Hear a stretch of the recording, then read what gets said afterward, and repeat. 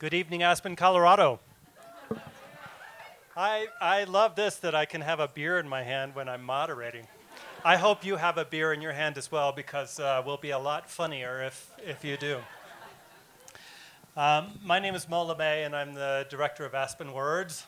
And we're so delighted to have you here tonight.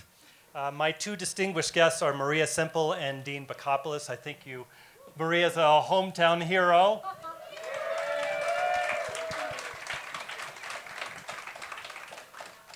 Dean is an author from Detroit, Michigan.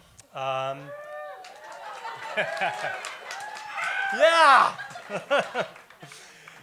He's an assistant professor of English at Grinnell College in Grinnell, Iowa. Dean's third novel, Summerlong, was published in June of 2015. It says in your bio that you're currently work at a nonfiction book called Undoing. Is that still the case? That's the case. All right. And that you're working on a screenplay and a television pilot. We'll get into that. Dean's first novel is Please Don't Come Back from the Moon, which is so, I found it really harrowing and lovely and beautiful and disturbing. It was a New York Times notable book. His screenplay adaptation of the novel, is that still being developed? And by James Franco? Oh, cool. His second novel is My American Unhappiness, published in 2011. And I understand Adrian helped a little bit with that book. Adrian Brodeur, our creative director. So Dean has won a Guggenheim Fellowship, a National Endowment for the Arts Fellowship. He reviews books for the New York Times and the San Francisco Chronicle. So let's give a warm welcome to Dean Bakopoulos. I love this bio, and I took a little bit of it off your website because I just think it's so fun. Because Maria Semple spent her first few years traveling around Europe with her parents. While living in Spain, her father Lorenzo wrote the pilot for the TV series Batman. And the family packed up and moved to Los Angeles. After Lorenzo became established as a screenwriter, the family moved to Aspen, Colorado. I understand your book is going to your next book is going to have a little bit of Aspen in it. Yes. Yes, it is. What is the name of that book? The new book is called Today Will Be Different, and it comes out October 4th. I I can't wait to read it. I bumped into your brother at the bank the other day, and he said, wow, that book is really dark. The new one? Yeah. Lo, come on, man. You're supposed to be giving me positive. Yeah, it's good press. I bet it's great. Maria got into TV when her friend Darren Starr, whom she met on the ski slopes in Aspen years earlier, gave her a job on Beverly Hills 90210. Thus began a 15-year career in television, writing for good shows like Ellen, Mad About You, and Arrested Development. I believe you got an Emmy along the way. I didn't, but let's just say we did. I'm the only one here who didn't get a Guggenheim, so let's just give me a Phantom Emmy. Maria's first book, I just read this, your book, This One Is Mine, which is so fabulous. I read all of their books in the last 5 days, and Dean was saying, why did you do that? And I was like, because they were so good. All these books were so good. They're just really fun books to read. And of course, you know You Go Bernadette, which was published by Little Brown and Company in August 2012, and I believe is, maybe being made into a movie, possibly. Yes, it's the writer-director is Richard Linklater, and who did Boyhood and a bunch of other things. Wow. And it looks like we're going to start shooting next year. And I can't say who the star is publicly, but come up and I'll whisper it in your ear, because they're still making her deal. I can't wait to see it. So the title of our panel is Wit and Whimsy. And when I heard I was supposed to moderate, I became terrified. My girlfriend... Not more terrified than us when we saw the name of the panel.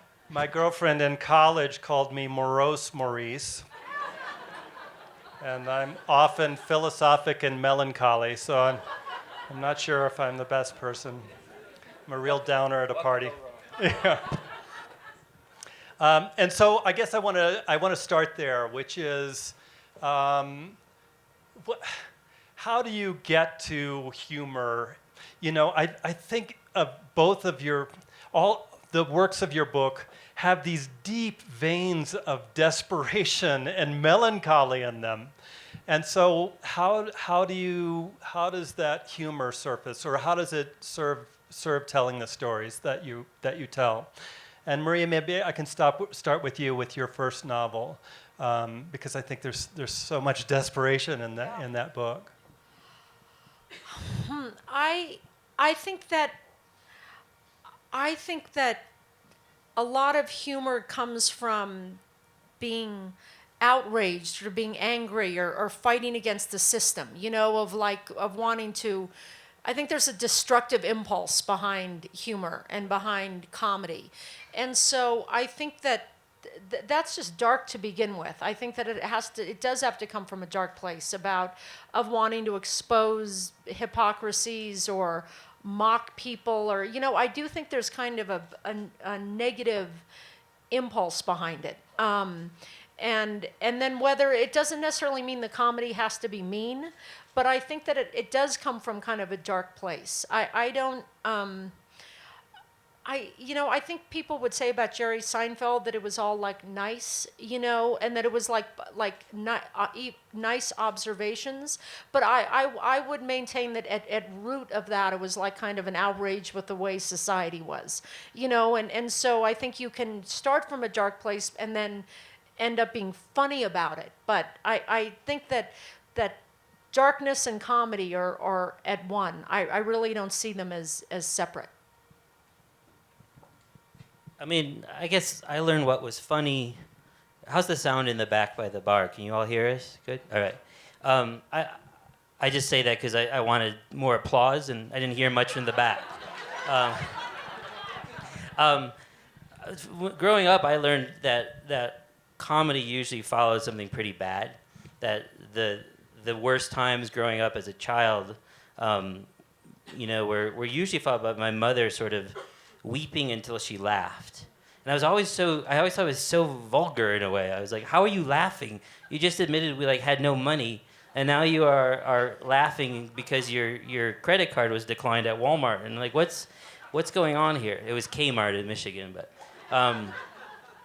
and I realized that to her, the humor in what was happening to our family, which is kind of what my first book's about, was there was this inevitability in where we ended up. My father had left. He had been drinking a lot, and we were suddenly quite broke, kind of overnight. And she had this crazy sense of humor in those days, like constant joking. And her friends were constantly joking, and they were often in as desperate situations. So I kind of was raised around the age of 10 to 13 by single mothers who just were laughing hysterically all the time at their collective misfortune. And I didn't get it at the time, but then I realized what they saw was that the inevitable had occurred. That something they had ignored for a very long time about their reality suddenly had come to fruition. And they looked back with this sort of, well, of course that happened. Of course it's gone that way. And there was a strength in their kind of, in their community of laughing about it. At the time, I just thought they were drinking a lot. And my mom said, I never drank that much. I thought she was drunk for 3 years, but she was just laughing. So I think you learn that as a kid sometimes. And I think that comedy writers are darker than drama writers. I worked in TV, and there were drama writers and comedy writers, and I think comedy writers had a much darker view of the world. And I think it goes to what you're saying, is that you are, there's just this inherent pessimism, and that when that's how I feel. If I see something on the street that's really terrible, I'll come home and say to my boyfriend, I just saw the funniest thing on the street, because there's the cruelty of life, let's say, that if you see life as essentially cruel, I think that's a lot of the basis of comedy. The when that gets revealed and exposed and you're right about it, that's funny to you. So we were talking backstage, and we were talking about character from the point of view of a character needing a strong want. And I wonder if you could talk about that, because it feels like you guys are so skilled at having really exaggerated wants. I think of like Violet, who is is happily married in her life, but what she really wants is awesome sex. Right. And she determines that she's going to have awesome sex maybe during a wedding that's happening in her house. I never thought of it that way, but yes, I think that is what it's about. But yeah, I think that the desire, I think that someone wanting something really badly and going after it full tilt will always give you comedy, just that single-mindedness. I mean, I think about Homer Simpson, maybe the funniest character ever. He's almost just he's just like an id, he basically has no sophistication. He's just like going after something at any cost. And I think that essentially is funny, is people having like a drive and going after it, and just and they don't care what gets in their way. They're going to get the thing. And I do think that can be an exhilarating, fun journey for the reader. Yeah, I think if a character wants something bad enough, at some point they're going to do something ridiculous to get it. It can't always be this grimacing struggle, right? You have to do something. You have to make a fool of yourself sometime in the course of getting what you want. And so even like a character like Don Draper on Mad Men, who's always pretty serious in what he wants is something he can't even admit to himself. My favorite moments on that show is when he showed a little lightness, when John Hamm as the actor would kind of shine through a little bit of Don Draper's realizing how ridiculous he is. It didn't last long, but those are my favorite moments, where he'd be in a situation that he acknowledged very subtly the absurdity of it. And what he was looking for throughout that show is love, is affection, is a real connection, among other things. But I think that when you want something bad enough, you do insane things to make it happen. And that has to come out as funny sometimes. And also, I think if it's the flawed premise after what you go after, you can, like a lot of times when I think of my characters, when I'm trying to construct them, I try to think of that essentially what they want is foolish in some way. It can't really be noble. They have to like get it wrong, and watching them go after something. Like for instance, in Where You Go Bernadette, one of my favorite characters is this character Sue Lin, who's the admin for LG, the Bernadette's husband. And her kind of comic handle, as I call it, I don't know if you call it a comic handle, but just kind of like the comic handle on the character when I'm starting it, is that she is like totally defines herself according to Microsoft. She's totally, and that I'd met someone once a long time ago at a club who, there was an agency in Hollywood, a talent agency called Triad, and it had just started, and someone was working there, and they were talking about Triad, and I said to them, what do you do at Triad? And the guy looked like a deer in headlights, like he didn't know how to answer it. And he said, it's hard for me to answer that question because I am Triad.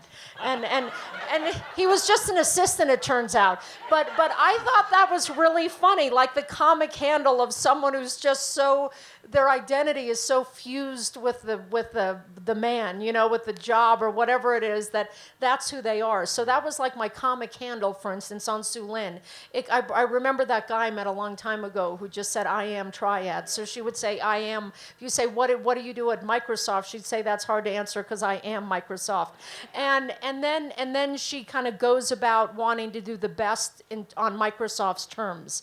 And she just kind of goes for it, and that essentially is funny because what she wants, for me as an author, is kind of flawed. There's like a funny thing at the core of what she wants.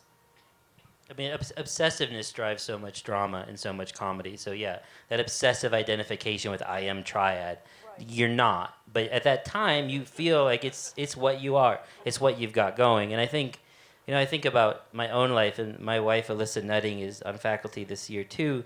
And since she embarrassed me a little bit during her panel, I'll tell a quick story about obsession, which was really funny. When we met giving a reading in Cincinnati. We'd both been recently dumped by people we didn't even like that much after long unhappy marriages. And the night we met, I basically said, we should get married. And our divorces weren't even final, and people thought we were insane.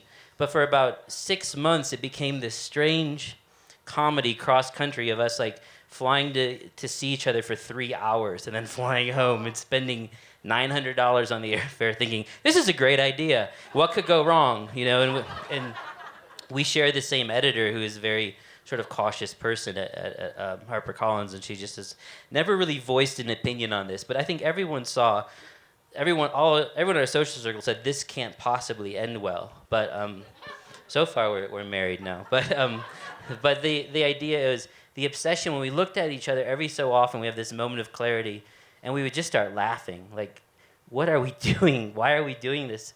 And those are the moments I love in fiction, when a character is doing something that is not the person they thought they were. You know, I was a very cautious person up to that point in my life. And usually there's some dramatic thing that unsettles them. They get dumped, they lose a job, and that they become obsessed on something else as a lifeline. And that sometimes is written with such overwrought preciousness, I think. But it's really absurd as it's happening. And I love it when writers, or whether it's for a novel or film, will tap into that, how obsessed characters will just act on whim after whim. And it makes total sense to them, but the viewers and all the minor characters are completely baffled. So you're talking about character, you're talking about I want. Is that the starting place for writing something comic? Or is situation a part of it? Or is it language? Is it the joke? Or is it behavior? Or where do you find the entry point to revealing something that's comic? I think it's behavior, I would say, of those things. I would say it's behavior and it's observations and it's little moments. To me, it's like really small stuff. And that kind of occurs to you as slightly funny. And then it's crafting it to make it funny. But I do think it's situation. I think getting strong characters together when they're at odds with each other, let's say, of what they want, or I was saying to Mo earlier in my first book, This One Is Mine, I feel like that wedding scene is the best thing I've ever written, because there's maybe 6 characters who are all deluded in their own ways and are all just have really crazy plans, and it all ends up they all descend on this wedding, and you just know really bad stuff is going to... Oh, I couldn't hardly turn the page. I was so scared for them all. Yeah, it was just, and it was really like and that was, I think, situation comedy, one would say, is because it was really the situation, is that you get people in to a room and you're just laughing before it even starts, But you had created characters that we cared about to start with. Otherwise, it wouldn't have mattered. Right. And so I think that I am so light about it. I mean, I don't feel like I'm that much of a joke writer particularly. I mean, I feel like just whatever occurs to me as being funny in the moment. I'm very much kind of in a weird flow state, and they're like, oh, that might be funny, and I'll throw it in.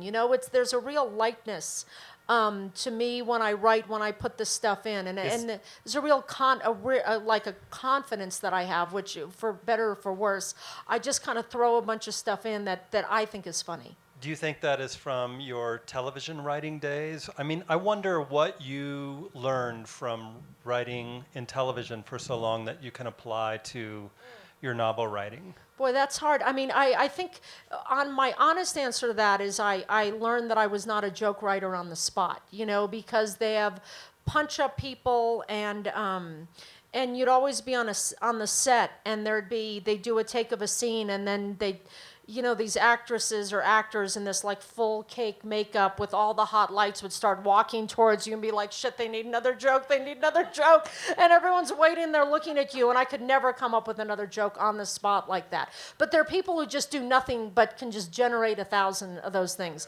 And I think what I learned is I was much better at story and much better at funny attitudes and people, again, having the crazy desires and going after them and what's going to get in their way on a much more character level, like much more observational. I think it's more kind of female, I think that I'm very interested in people, and I think that there's another type of humor that's like jokier and more kind of meta or physical, but I'm not really into that. I'm much more into the observational stuff. So if, writing in that three-dimensional, for television where you can do bits and do jokes, how does that apply to a novel? Does it apply? Not really.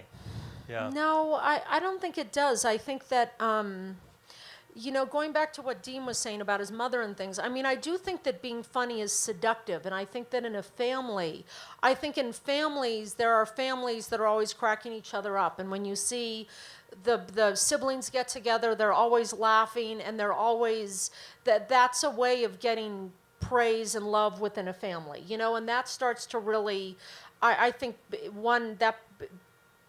people start to build that as a way of being loved and being praised.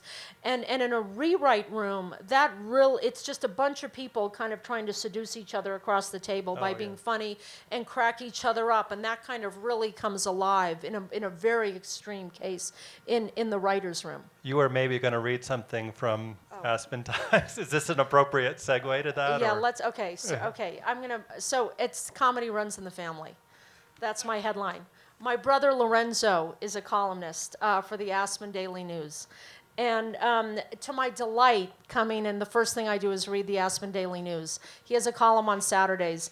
And there was a letter to the editor that I'll just read the first couple pages. And this is why it's so great to have my brother as a brother, because you come to town and you read this. Editor.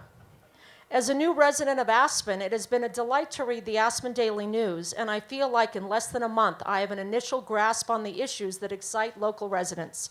Thank you. Upon reading today's paper, I was aghast that in good conscience your staff would allow and highlight Maria Semple's quote, "Whining about town being busy is like complaining that your wife's tits are too big."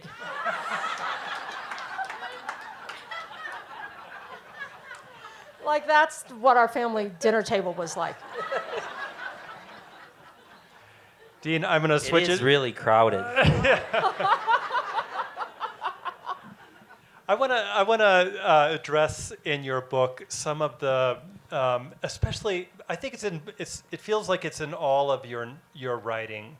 But there's a magical or mysterious element that sort of intrudes into the story. In your first novel. You mean the one that's on sale here tonight? Yeah. Oh. Yeah. And Summerlong too, because there are those, there's that, just that beginning moment when ABC, who has lost her lover, and Don Lowry is going to save her, and in this book, there's the part where the men sort of levitate off of the ground and they kind of convene around the moon. Tell me about that and how that feeds your story and narrative. Magical realism is something that's a very literary term, but it definitely applies to my work. But I would say that what I'm most interested in is more on the absurd level, is how the moments that really make no sense are the ones that have that magical quality. Once things have gone so awry for you that you feel like you're levitating, it doesn't matter whether that character in that scene in the book is literally walking a few feet off the ground or simply feels it. Yeah. It's the experience of it it feels surreal. And I was talking with Rowan, one of our poets on faculty, after his panel about a Ralph Ellison essay called Harlem is Nowhere, a really wonderful essay about Harlem, in which Ellison argues that Harlem is so surreal that just because of the reality of the poverty of it, and he was writing about Harlem a long time ago, but it was so surreal, and if you were a writer and you captured the reality of Harlem, you couldn't help but be surreal. So when I was writing about this neighborhood outside Detroit that was going through post-recession, sort of this mass abdication of fatherhood, where all these fathers left this working class neighborhood in one summer, this mass exodus. That didn't literally happen when I was growing up, but what did happen is one by one, over the course of a decade, families fragmented, fathers lost their jobs, fathers disappeared, people were downwardly mobile rather than upwardly mobile, and it felt surreal. And so when I set out to write about that experience in fiction, I knew that just telling the story as it happened would sort of feel too much like journalism. And the moments in the book, which when I read in a little while, I'll read one of those moments, that had the most energy and the most humor, even though they're the saddest moments. Yeah. Were these moments where life had gotten so absurd that just telling what happened seemed to kind of bring out a kind of humorous response in some of the characters. So I'll read a bit from that later. Why don't you read now? Oh, well, yeah. I just happen to have a copy with me. Maybe later I'll play some of my back records. So this is just from the first chapter of Please Don't Come Back from the Moon, which I owe a huge debt to Adrienne Brodeur of Aspen Words for this story, because when I was 24 years old, she picked a story for Zoetrope magazine called Please Don't Come Back from the Moon, which is pretty much the first chapter of this book. So Adrienne really is a huge reason I have a writing career at all. And so it's really wonderful to be here at this festival she directs.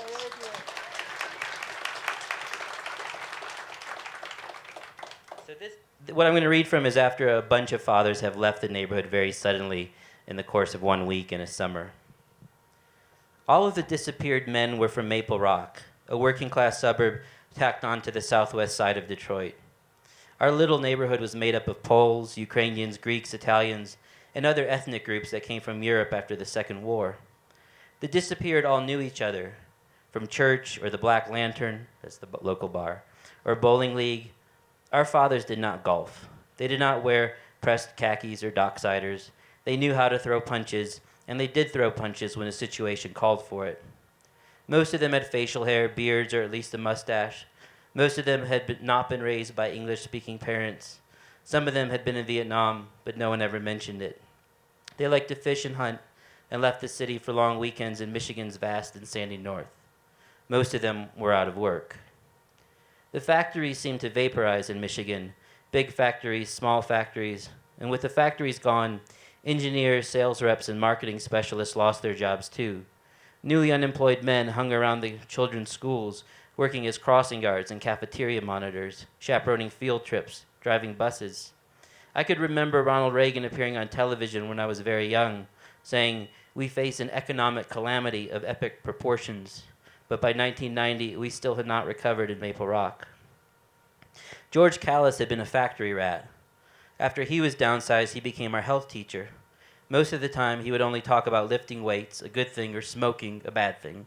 But one time, he showed us a film about domestic violence that featured a lot of unfocused shots of women in shadows, looking out of rain-streaked windows while Roberta Flack sang "Killing Me Softly." This is a real film strip out there. Mr. Callis, a darkly handsome, powerful-looking man, cried through the whole thing. When the film ended and the lights flipped on, he hid his face and told us we could leave early. By far, the most disturbing disappearance was that of our parish priest, Father Walter Gorski of St. John's Ukrainian Catholic Church. He was last seen on a Saturday night in his clerical collar and black smock, buying a carton of cigarettes, a case of beer, and 3 hot dogs at a 7-Eleven on Middle Belt Road. Skip ahead a little bit to when the narrator's father leaves here.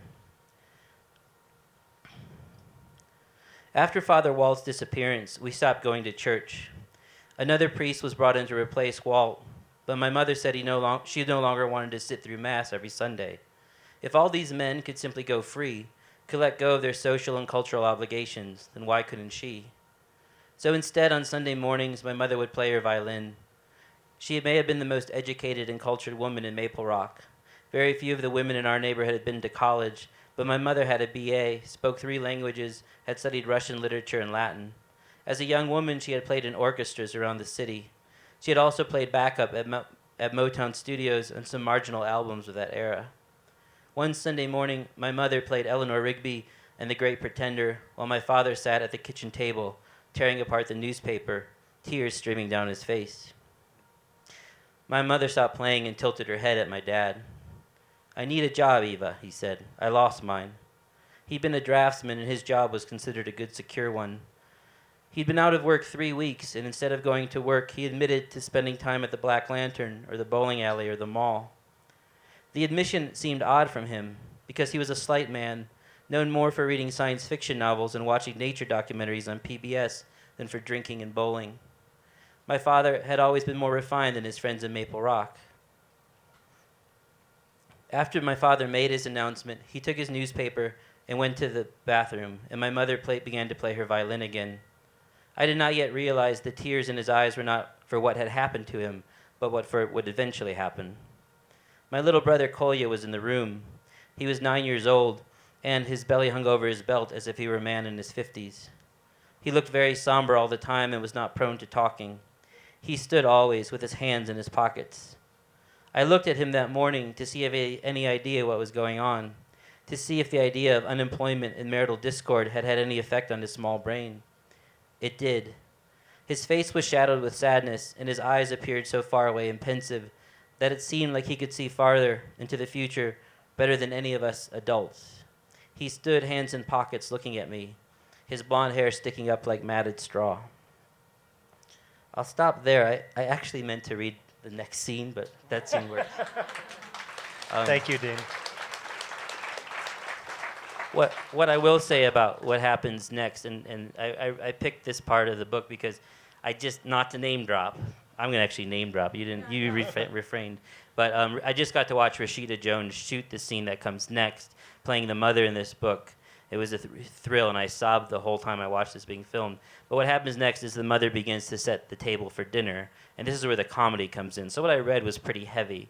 And then what I follow it with is the mother begins to set the table in the kitchen, and she begins to bring everything out. By the time the boys are sitting there and all the food in the fridge is out, all the food in the pantry is out, all the plates, all the glasses, all the forks, and she's calling the father for dinner this entire time, and of course he's gone.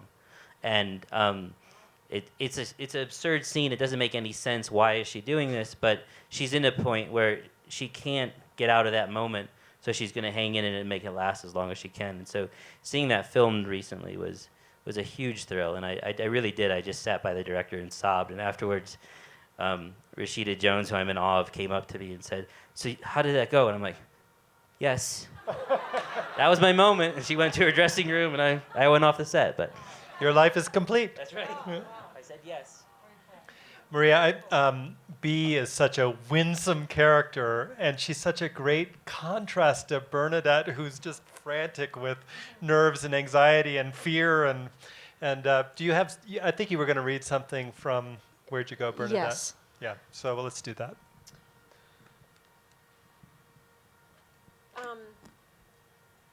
Okay, so I haven't read from this for a couple years, so it's I hope I still have it down. So this is from the middle of the book. It's what I refer to as Bernadette's letter, and it's I think kind of essentially, if we're talking about comedy, it's that she's really made a mess of her life, and for 20 years hasn't been an architect and has been a shut-in, and really has behaved badly. And she's now trying to explain to someone what has happened over the last 20 years, and why she's turned into such a wreck of a person, and that. To talk about a comic premise, my comic premise, which was very autobiographical, was that someone was stuck creatively, and instead of taking responsibility for themselves, they blamed an entire city of people they did not know, which is what happened to me when I moved to Seattle, and then I thought I'd kind of exaggerated for effect. And so this is Bernadette trying to explain, I bounced back a lot quicker than Bernadette did, but this is, a version of it. So it starts out, Paul, greetings from sunny Seattle, where women are gals, people are folks, a little bit is a skosh. If you're tired, you're logie. You can't sit Indian style, but you can sit crisscross applesauce. When the sun comes out, it's never called sun, but always sunshine. Boyfriends and girlfriends are partners. Nobody swears, but someone occasionally might drop the F-bomb. You're allowed to cough, but only into your elbow. And any request, reasonable or unreasonable, is met with, no worries. Have I mentioned how much I hate it here? You probably wonder what I've been doing for the last 20 years. I've been resolving the conflict between public and private space in the single-family residence. I'm joking. I've been ordering shit off the internet.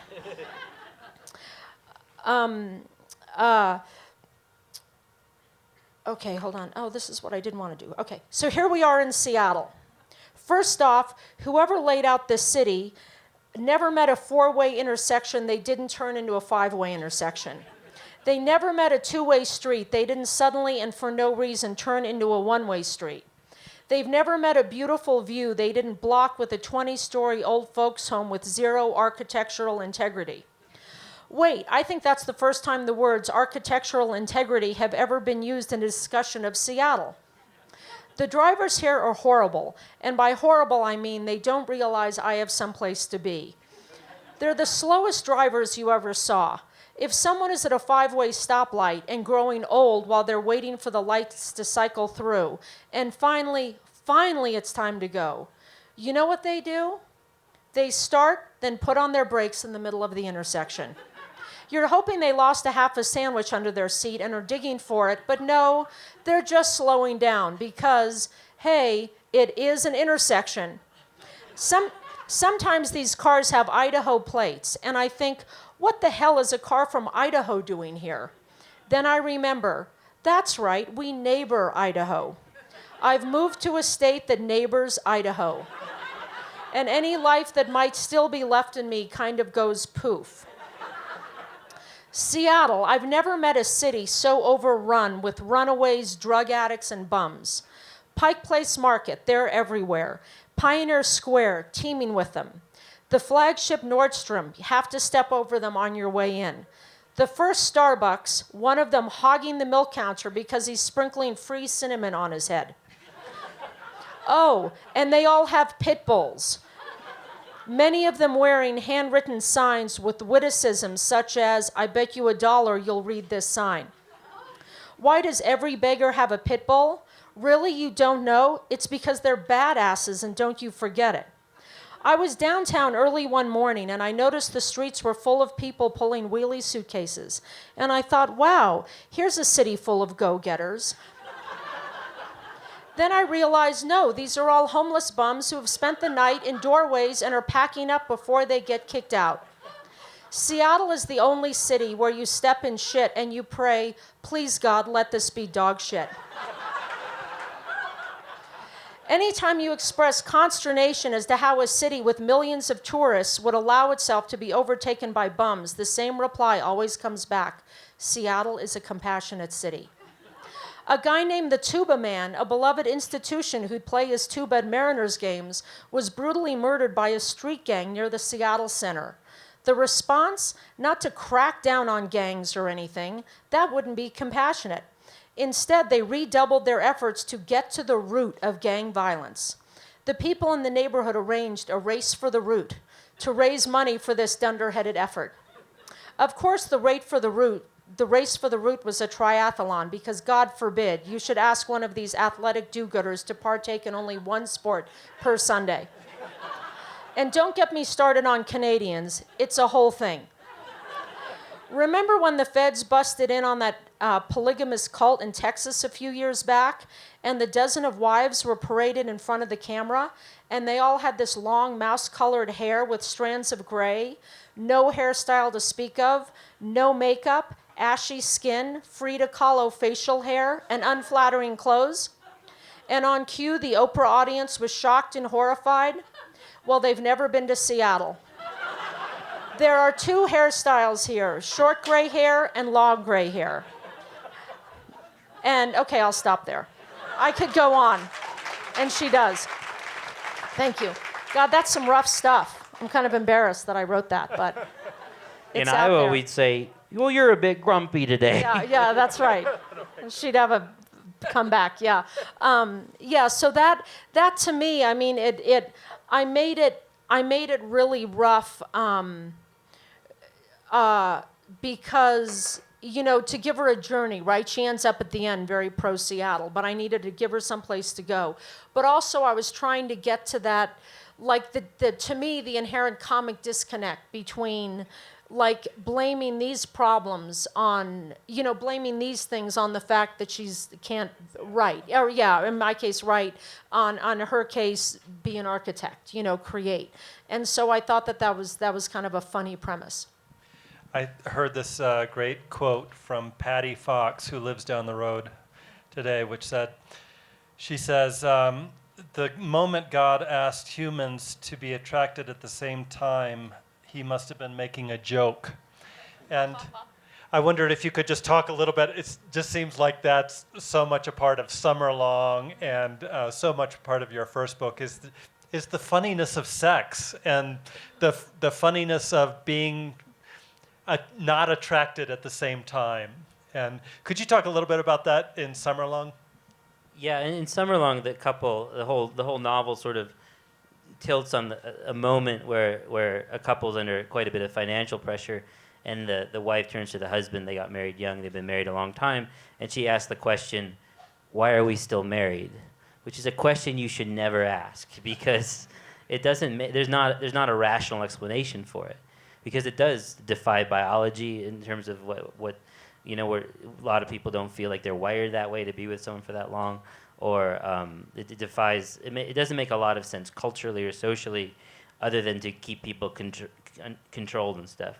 At the same time, the comedy in that is, to me, the thing that drives the novel is that one character, Claire, the wife, is trying to prove that they shouldn't still be married.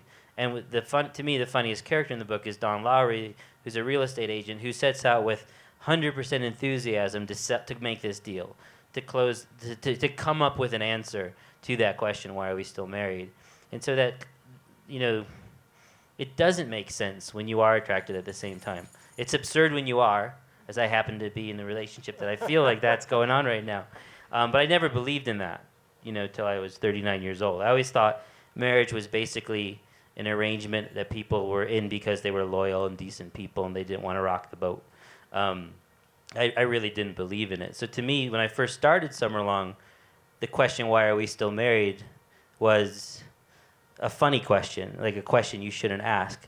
But as you write, sometimes you write yourself you're writing a book and your own life goes into upheaval. That's what happened with me in Summerlong. And suddenly the first draft of Summerlong was not a book I believed in anymore. So my views on marriage were so changed. And oddly enough, my ex-wife and I had a huge fight after she read the first draft of Summerlong. So that was kind of the beginning of the end. I don't know what I'm saying here. I think you get in trouble when you talk about writing or marriage. I'm going to turn it over to someone else.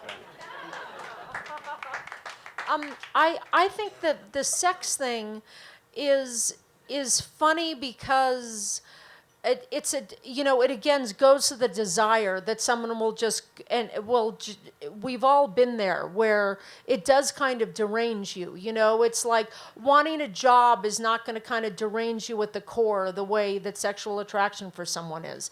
And so I think that we probably believe, as readers, we believe that people will go really far in the pursuit of it. And so it gives, I think, the author freedom to kind of push it really hard. I think it's just such a primal desire, and it's so often, there's so much delusion, attached to it in many cases, either how you think of yourself, what you think of the other person. There's so much disconnect there that I think there's just nothing but space for comedy along the way there.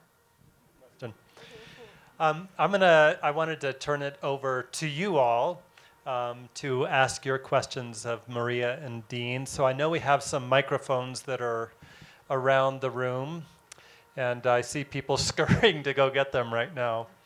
But if you have a question, it's a little bit hard for me to see. But if you have a question, we'll get a microphone to you. Oh, I can see you so much better. There you are. So does anybody have a question they'd like to ask? Oh, I see one way back over here. Yes. Run, Nicole, run. I'm not gonna run. It's hard in those high heels. I know, in the clock. Thank you very much. How do you deal with editors who are, for lack of a better phrase, hyper-anal, who are really, you love something, they hate it. How do you deal with that situation? I've never had a relationship with an editor that was what I would say where they were changing things that didn't need to be changed. to me, it's usually the authors. My perspective, the authors are way more anal, way more precious about. They've created this thing that feels very fragile. They've spent years of their life on it. They've sacrificed a great deal to get there. It's so vivid in their head, and they're afraid, basically, if you fuck around with it, you're gonna break it. And that I think is where the writer resistance comes to. I have had to be convinced by editors on certain things, but I've never had to deal with an editor who I felt was getting petty. The real professionals out there, I think, let the writer push back, and if you push back just a little, they tend to back off and say, okay, you have a vision for that, so I'm just throwing that out there. So I think that the movie version of the editor who's like, you gotta cut the last 30 pages and, put in more sex, it just doesn't happen. They all talk like that, though. That's a real voice. And I feel like if someone is really pushing back in a hard way, an editor is about something, I think you have to listen to them. I think that there's a problem, if someone is being that passionate about it. I mean, I come from a real background of 15 years in TV, taking notes from everybody. So I'm pretty good at it, and I can kind of not stress out about it. I can kind of figure it out. But I think that if everybody is saying there's a problem, I think you have to admit that there's a problem. And I think that then it's up to you to figure out how to solve the problem, And that I think that defending your work, I've never really gone really far in what you're saying. They don't like something. There are little things where I'm like, oh, I like it, it's funny to me, I'm going to keep it, I don't care. But those are small things. If it's a big thing that's like not working for them, I think if it's a good person, you have to listen to what they're saying. And a lot of times they give you solutions that are wrong, but you have to then go back to they're not there to do the solution. They're there to tell you the problem. Then you have to go back and figure out what the solution is. Today one of my students was saying that she was getting certain feedback from an editor, from people, and fixed it a certain way. And my response to that was, I believe that you're right, that you had a problem, but what I'm reading now, which was your fix, I don't think is the right fix, And I think that all the fixes, there's a lot of ways to fix problems, and it's up to you to figure that out. Great. Maria, what made you decide to turn to novel writing after TV, or did you do it all along at the same time? As a TV writer, I was the only writer ever in the room who never watched TV. I was always reading. I was an English major at Barnard, and I was just reading all the time. I was even so naive, talk about a comic handle on a character, that I kept trying to start book clubs in my writer's room. And everyone would come in and talk about, the shows, Friends or Everybody Loves Raymond or Seinfeld or whatever. And I not only couldn't talk to them about it, I had contempt for them for talking about it, because I felt like as a writer you have to draw from your own life. My boyfriend George Meyer is here, who's a TV writer. We met right when I started writing TV, and one of the things that he said to me is, make sure that everything you pitch, that everything you suggest happened to you, that's true, that's an original observation. And that is like such a transgressive thing to suggest in TV, because everything is like this plus this. Oh, what they did on this show, let's do our version of it, But I got this very important piece of information early, was to do it from life, do it from truth, do it what's real. And so it never really occurred to me to write a novel, because I felt like other people wrote novels, Susan asked me the question, she's Jonathan Franzen's agent, and it was like Jonathan Franzen wrote novels, I read the corrections, and that was like something that I could never do. I was like this blathering idiot, and other people were these great writers. And it never occurred to me that there was any bridge between me and what they were writing, that it was just another hat or another, I don't know, it just never occurred to me I could. And then there's a writer in LA called Bruce Wagner, and he was a friend of mine, and I kind of stalked him into a friendship, which is how and I've now since stalked Franzi, as we call him, for Jonathan Franzen, into a friendship as well. God bless him. He's submitted to my stalking, and now we're friends. But Bruce Wagner, who is a friend, just said you should write a novel. You know, novels are just the people's personality, and you're funny, and you're smart, and you have a lot of interest, and you tell a good story. So just give it a try. And then I thought, like, dare I? You know, and then I did, and it was the most fun I've had in my life, and I've never gone back.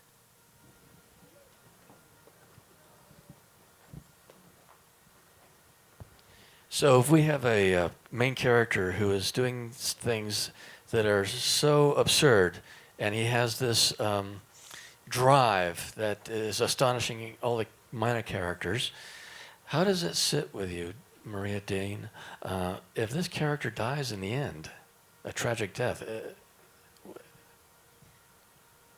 Well, I don't want to give a spoiler, but Hamlet dies. You know, I think for a long time that was.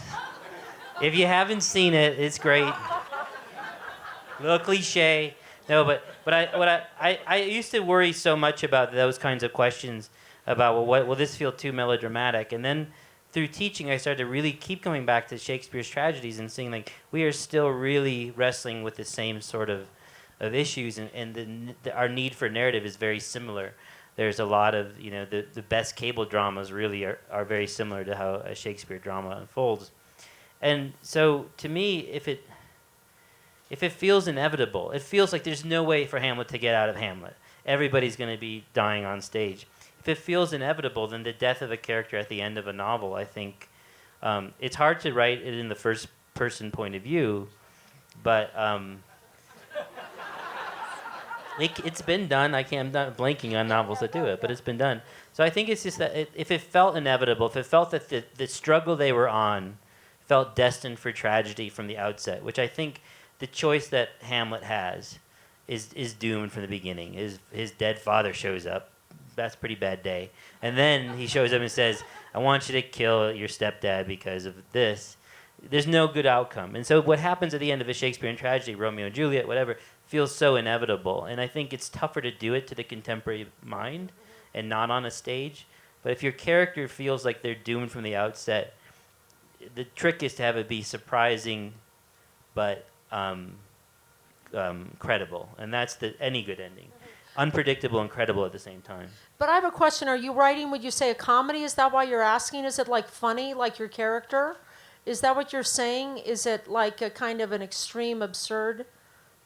You have to answer it. You can't look at somebody else for the answer. You're the only one who knows that answer. Okay, you're looking for the microphone. I thought you were just looking to your teacher to answer it for you. Okay. Thank you, Carolyn. So, yes, there is a story where we do have someone who is doing the absurd, and there is comedy in that. See, I mean, I'm sorry. I'm more interested in Dean's answer. Is that Shakespeare, the comedies, they get married, and the tragedies, they die. Now, I mean, I don't know enough about like comic novels or whatever, like to know how many have the character die at the end. I mean, is that like 101 comedy that not that you have to get married, but I mean, I feel like there has to be some kind of that, you know, I feel like all my books are kind of sad at the end, but they end on like a little beat of hope, you know? Yeah. And I think it needs that. I mean, what do you think about that in terms of comedy? I think a comic novel is going to be tough to pull off tragically unless it's what the character wanted. If the tragedy ultimately is what we were talking backstage about. Most stories have a story where the character wants something they admit, and then they want something they won't admit, right? And if in the comedic novel, the character's on a quest, a kind of quixotic quest to get something they think they want, but in the end, what they really wanted was release from some part of some pain, and I think you could pull it off. I wouldn't. That sounds actually pretty good.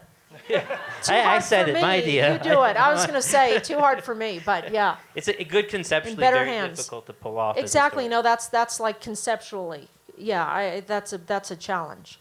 I would read that. I'm trying to think of a comedic character who dies at the end. I can't think of any right now. Doesn't happen very often. I've never finished Don Quixote. Maybe does he die at the end? I never got through it. He does. So there you go. Another question? Okay, I'm going to ask one. In the theater, we're talking about, or television, actors are good at finding tricks to make audiences laugh.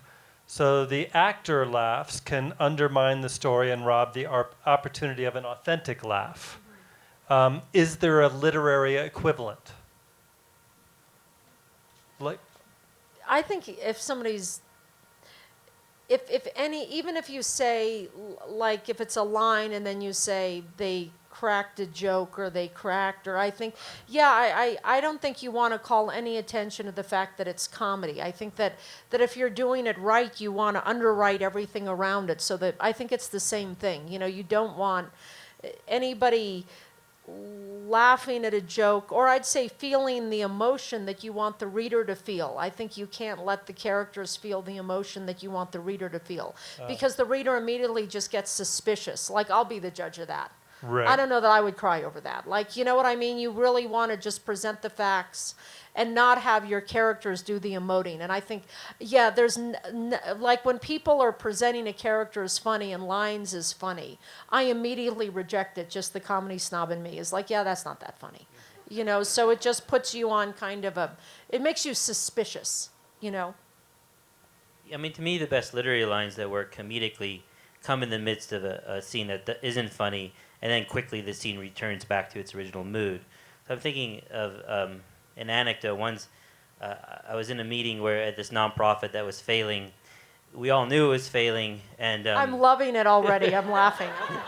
and we all knew it was failing, but the executive director came back from lunch incredibly drunk, and we were all, there was a lot of people in the room who were very sad because they were going to lose their jobs, and it was actually a very heavy moment, and he'd been gone to this 3-hour lunch, and we just knew the writing was on the wall. But he came back from lunch, demanded everyone come to the staff meeting, which was scheduled for 3 hours earlier. So everyone sits around the table, and he says, "I failed to raise the funds," which nobody laughed, but it was extraordinarily funny, because no shit, like, we get it. And then we quickly went into, like, serious mode. But for me, that's, like, how comedy works. If we all started laughing, that would have been mean. It wouldn't have felt right. But the way he just, like, looked at us all as if we were clueless and said, "I failed to raise the funds," is a screamingly funny memory to me now. But if your characters react, and if you had your characters on the page laugh at that and joke back and say no shit, then suddenly you would have, I think, That's a right. It false wouldn't scene. be funny. You'd feel sorry for the guy. Yeah, exactly. Yeah, that's true. I can keep asking. Okay. Oh, here we got one. Hey, I was just curious from each of you what your favorite comedy movie, or one of your favorite comedy movies, and maybe one of your favorite comedy novels. I'll start with a novel.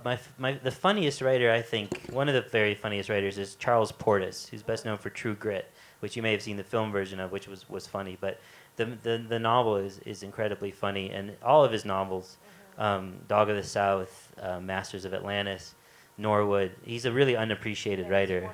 But his comedic timing is impeccable, and even if you get the audiobooks and are on a long trip, it'll keep you entertained. But Charles Portis, I think, is one of the funniest novelists we've had in a long time. I agree, and his dialogue is so funny. I mean, it's and I think that when things are funny, often, at least for me, it's where the dialogue kind of surprises you, and where they kind of say things that you can't believe they really said. Don't you think Portis has a lot of that? Oh, yeah. Yeah, and that's what's so funny, is you kind of can't believe these people are really saying what they're saying, and and it's like things that you're thinking maybe, but you're barely thinking it, and then they just come out and say it, and Portis does a lot of that. Yeah, he's really funny. In a very crazy scene, a character will suddenly say something very philosophical and profound in the middle of, like, chasing a chicken around a gas station, he's a writer who I don't think people pay as much attention to as they should, and I'm glad you think he's funny too. Oh yeah, no, Dog of the South is one of my favorites, as is True Grit. I mean, I only know it as a book, and then I kind of reluctantly saw the movie, but it's one of those things that it's such a big movie that everyone is like, I don't need to read the book, I've seen the movie. I mean, that book is just unbelievable. And I mean, going to talk about someone wanting something from the beginning, that's a great character with a really, really crazy drive. You know, her drive, there's a comic premise to it, this, like, child child who wants to avenge the death of her father and take on all these big guys, right? And she doesn't care what's in her way. And that essentially is really funny, I think, and just even the premise of that. And then the way she conducts herself and talks, right? I mean, she says the craziest stuff, Yeah, that her girl. diction, just the syntax of the sentences are hilarious. Yeah, and funny novels. I mean, I really love Edward St. Aubyn. Do you read those Patrick Melrose novels? I think that guy is so funny, and his dialogue is so funny, and it's shocking. It really is shocking how funny those books are. There's maybe 5 of them. A guy, he's English, and he's written 5 novels. There's one of my favorite authors is this woman, not very well read here. Her name is Barbara Trapito. A book called Brother of the More Famous Jack. Again, just the raunchiest, funniest dialogue that I really have read that book 10 times, and every time I read it, I'm surprised and just aghast at how funny it is, and the dialogue. Those are some that I think of, but certainly Charles Portis. It's hard. Movies are harder for me to think of for some reason, but a TV show that is not a hidden gem. I'm not a hipster for knowing this is good, but I mean Louis is one of the shows I watch a lot where I'm sort of partial to this sweating guy in a black T-shirt trying to suck in his gut on stage, possibly, but what I love about Louis is every episode he comes up with something he wants, and it's usually something pretty absurd. But also I feel like what he wants to be is good, but at the core he doesn't believe he's very good, and I love that tension on that show. I think that's so hilarious and honest. The moments like he's not that great a guy, but he would like to be for his daughters and just because he does seem to love people, but time and time again he screws that up, and I think that's some of the funniest stuff because it's a cringe funny. It's hard for me to watch that show, but I still watch it. I'm really depressed after, so I've never seen I don't know it, if that's but good. It's great. add it to my queue. We can take one more, I think. Another question? Yeah, one over here. Yes. So on the heels of that discussion about Charles Portis and that he's not very well read, so I attempt humor in some of what I write, and it's hard for me to feel valid as a writer because the books that win the awards and the movies that win the awards are never comedies. They're not funny, and so I feel I'm conflicted, should I try and write some, I mean, I can't really, but No. anyway, so I just wonder how you feel about that. That's not your worry, is like what wins awards and what does stuff. That's really not your concern. Your concern is to write something that only you can write, and to write something that's entertaining, that only you can write, that people are going to want to read, and that, I mean, there's a lot of serious books that are not well read and a lot of funny books that are well read, and I think that all that other stuff just, that's not your concern. Your concern is to get your voice down. And I mean, I'll tell you that this novel that I wrote, Where You Go Bernadette, I mean, I have these people come up to me. I've never laughed at a book. And yeah, it's not like it didn't win the Pulitzer Prize, but I mean, it sold enough copies for me, and a lot of people were really happy that a book made them laugh. So you can't have everything, and I'll take that. I think there has been some serious novels that are very funny that are dealing with very heavy issues like race, and there's a group of African American novelists who've been really writing funny books that are dealing with maybe the heaviest issue we face as a country right now. Geronimo Johnson's Welcome to Bragville, very, very funny book. Victor LaValle is a writer who deals with race in very funny ways. Paul Beatty's The Sellout, this incredible book. There are these writers who are, I don't know if it's a rebirth or anything, but there are writers who are looking at the most dire problems and winning the critical acclaim and managing to be entertaining. So they're out there, but it's maybe a new idea for this comic novel to be taken seriously. The Good Lord Bird, did you read that, James McBride? That one, Right. I think, a National Book Award or something. That was hilarious. That's one of the funniest books I've read recently. Yeah, writers of color are really actually writing some of the funniest stuff right now, dealing with some of the deepest issues. And there's probably a whole other panel that I'm not going to put myself on. But I think there are it's pretty impressive with some of these very serious subjects that are being dealt with in ways that are screamingly funny and satirical. So if that's the mode you want to tackle these issues in, I think you have to trust that that's your strength. Well, Dean and Maria, thank you so much for your words. Thank you very much for Really having Thank you, us. everybody. Thank you, audience. We'll see you tomorrow.